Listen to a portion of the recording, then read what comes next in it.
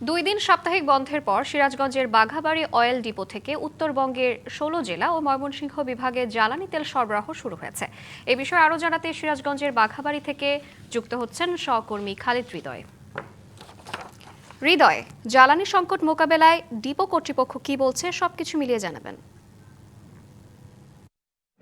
শ্রাবন্তী, এই শুক্র এবং শনিবার এই দুই দিন সাপ্তাহিক বন্ধ থাকার পর কিন্তু বাঘাবাড়ী ওয়েল ডিপো থেকে আজ সকাল ৯টা থেকে কিন্তু জ্বালানি তেলের যে সরবরাহ সেটি কিন্তু শুরু হয়েছে। আপনি জানেন যে এই ডিপো থেকেই কিন্তু উত্তরবঙ্গের ১৬ জেলা এবং ময়মনসিংহ বিভাগেও কিন্তু তেল সরবরাহ করা হয়। সেই ক্ষেত্রে গত বৃহস্পতিবার স্বাভাবিকভাবে তেল সরবরাহ করা হয়েছে এবং এই যে মধ্যপ্রাচ্যের যুদ্ধে পরিস্থিতির কারণে যে তেল সংকটের একটি তথ্য বা গুজব যে ছড়িয়ে পড়ে তার জন্য কিন্তু সাধারণ যারা ভোক্তা রয়েছে তারা কিন্তু প্রয়োজনের অতিরিক্ত তেল সংগ্রহ করতে শুরু করে এবং যার ফলে কিন্তু পেট্রোল পাম্পের যে তেলের মজুদ রয়েছে সেটির কিন্তু বেশ কিছু জেলায় আমরা সংকট দেখতে পেয়েছি। তার মধ্যে কিন্তু এই ডিপো থেকে কিন্তু এই দুই দিন বন্ধ থাকার কারণে কিন্তু পেট্রোল পাম্পওয়ালারাও কিন্তু এই তেল তারা পাচ্ছিল না।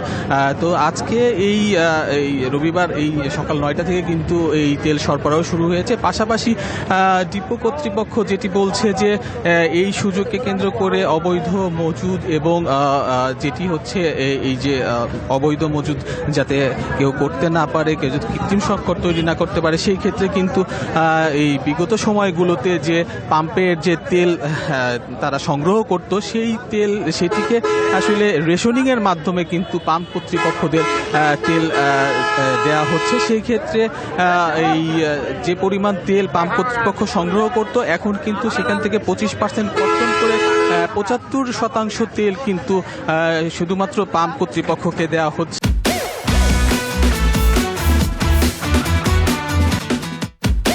পাশাপাশি যারা এজেন্ট রয়েছে, যারা সাধারণত ইরিগেশনের কাজে যারা এই তেলগুলো নিয়ে থাকে পাম্পের বাইরে, তো এজেন্টদের কিন্তু আসলে এখন পর্যন্ত তেল সরবরাহ করা হচ্ছে না। সেক্ষেত্রে আমরা সকাল থেকে যেটি দেখতে পেরেছি যে যারা এজেন্ট রয়েছে তাদের মধ্যে কিন্তু কিছুটা ক্ষোভ বিরাজ করছে। তারা বলছে যে আসলে আমরা যদি তেল না পাই সেক্ষেত্রে কিন্তু কৃষকরাও কিন্তু ক্ষতিগ্রস্ত হওয়ার সম্ভাবনা রয়েছে। পাশাপাশি সকাল থেকে আমরা যেটি দেখেছি যে এই উত্তরবঙ্গের বিভিন্ন জেলা থেকে কিন্তু এই যে ট্যাঙ্ক লরিগুলো আছে সেই ট্যাঙ্ক লরিগুলো কিন্তু এই ডিপোতে আসছে, অবস্থান করছে এবং তারা কিন্তু দীর্ঘ লাইনে দাঁড়িয়ে কিন্তু এই তেলের জন্য অপেক্ষা করছে।